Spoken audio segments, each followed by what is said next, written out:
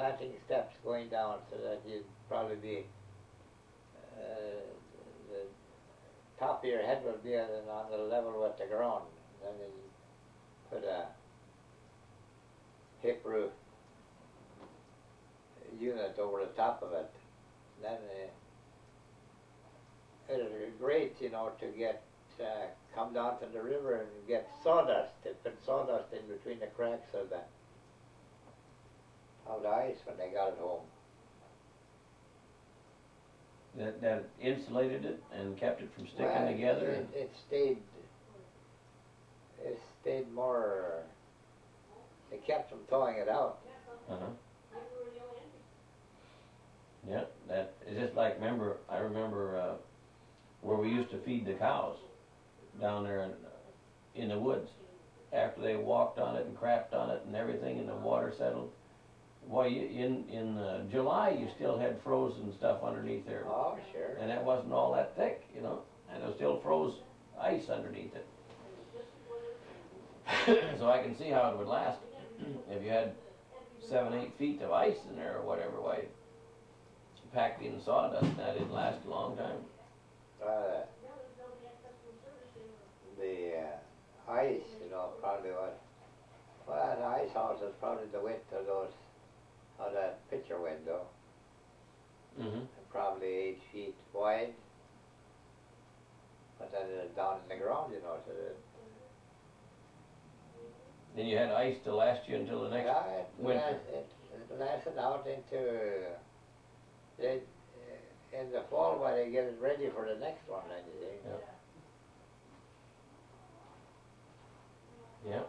I suppose that would be a heck of a treat to have ice cream or something like that in the middle, because you had enough ice to do it. Sure. In the middle of the summer. All those people had their own ice cream makers. And with the rain and everything last year, they had such a gooey mess. Yeah, that'd be a special treat. They make a change in their package.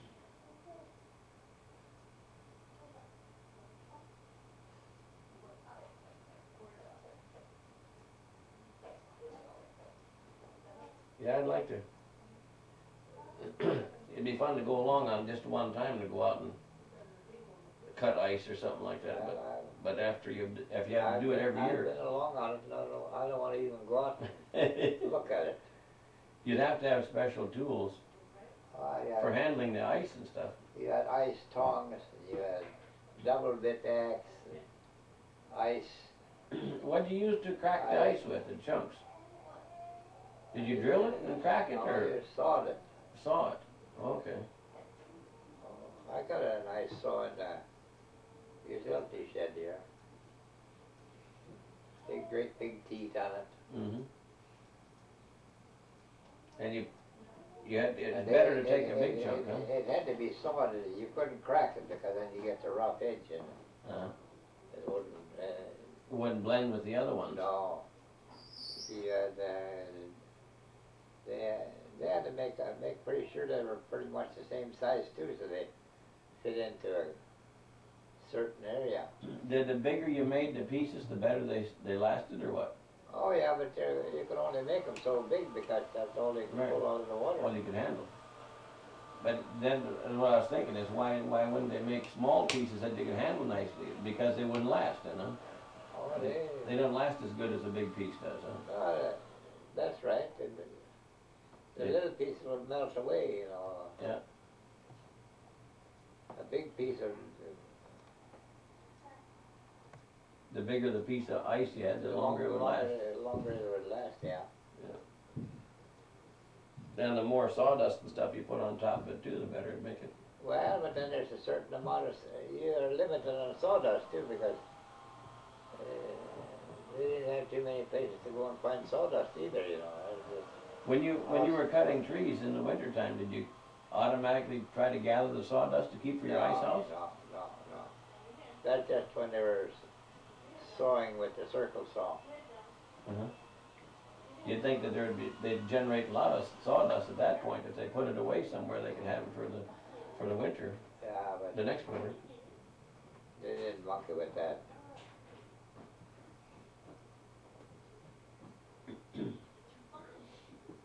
Did it have to be fresh sawdust, or could it be a year old and still work? If it was protected, if it was dry, you know, sawdust. If it was wet, why it wouldn't do any good. No.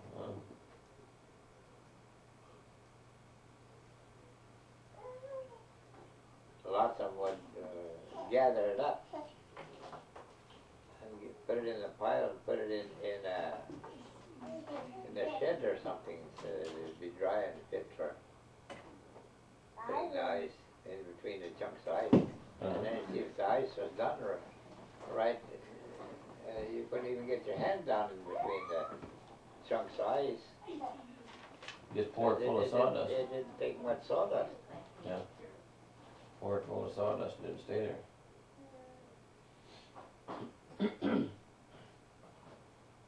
You were born on the pot place or what? No, I was born up on Stony Lonesome. On Stony? No, I wasn't either. I was born over here where Weissman lives. That's right.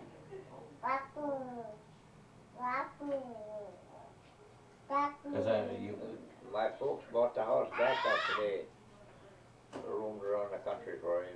You remember going to that house? Yeah. That's where I was born. And then you went from there to Stony? Yeah, after... How old were you when you went to Stony? 2, 3 years old. And then how old were you when you went to the pup place then? Well, I was born in 9 and we moved to the pup place in 1916. Yeah, I see. So you didn't stay on Stony very long then, huh? 2 or 3 years, or No. 3 or 4 years on Stony. My dad lost his health. Hurt his back. They called it Stony, and he worked at rocks until he didn't have no back anymore. Yeah. What did he do for a living then? Carpenter work. Yeah. Did some trapping and Oh, in the wintertime he did. and That's another thing, you raising animals. And that's another thing that he'd gather up in his summer's carpenter work. He'd probably get 125 to 100, and on the extreme it would be $150 cash for all summer's work. And he'd go into Severson's or Thompson's store or a farmer's store. Well, my mother and dad would make a list of the groceries that was required to last to the live winter. through the winter, and they go in there and take about $105 to $115 worth of groceries for them to live through the winter. Then the leftovers was for Well, but then you see, by the time he got through in the fall, why he could start hunting skunk and mink. That's what. There's the cash then from then on. whatever they could get. What was the cost of a rifle then if you use a rifle for hunting? What? Oh, that wouldn't be too You have to bad. work for a couple of weeks to get one, or 3 weeks? My dad got a repeater, a Remington repeater.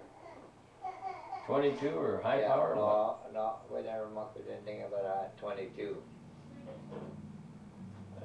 Repeater Remington, I suppose it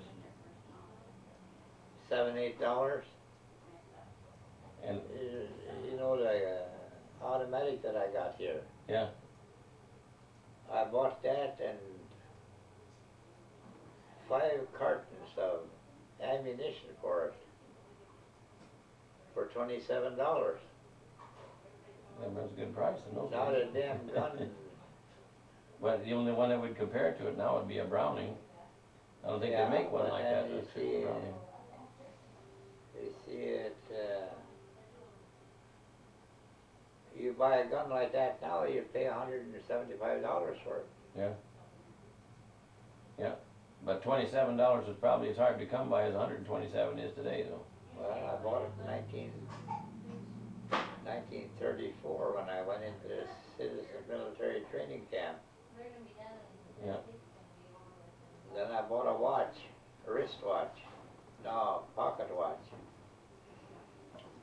And if you had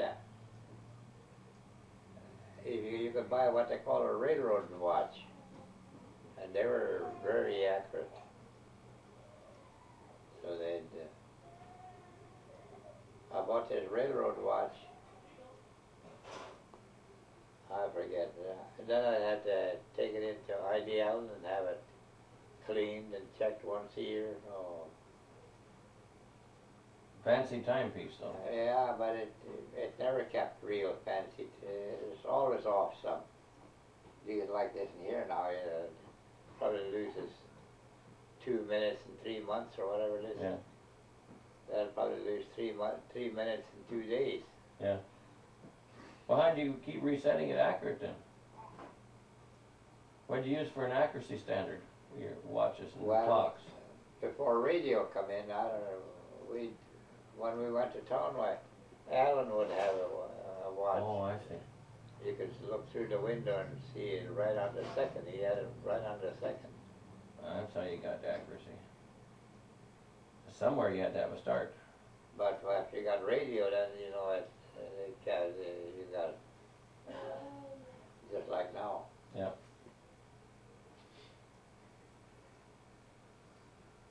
What was your dad's first? That rifle, was that repeater? Was it a lever action or a pump action? Pump gun. Pump action. Pump peg. Octagon barrel or No, round barrel. round barrel? Yep.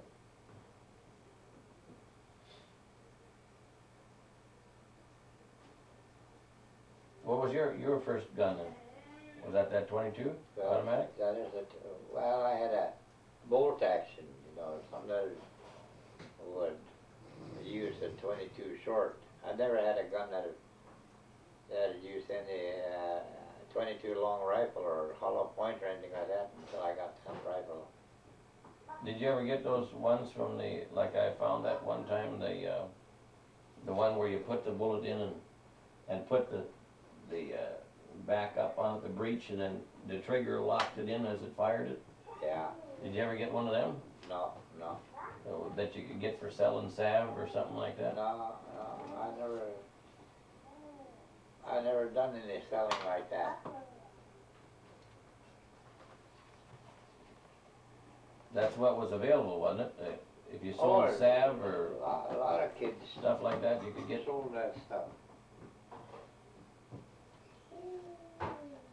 You could get.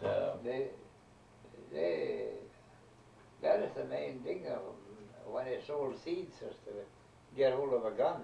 Yeah. Sometimes the premier would be traps or. Well, something else you could make more money with anyway. Yeah. With a gun, you could go hunting and get furs, or the traps you could get furs. You could make the price of your traps back again before long. You didn't do much trapping then either.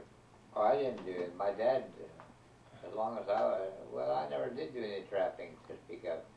I was long on the trap lines. I knew how to set traps and so forth, but there wasn't a lot of money for other people, but my dad too.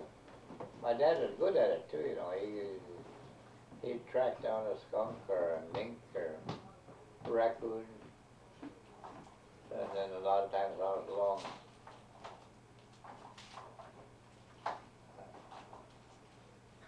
Getting a raccoon out of a tree or get a big out of mink.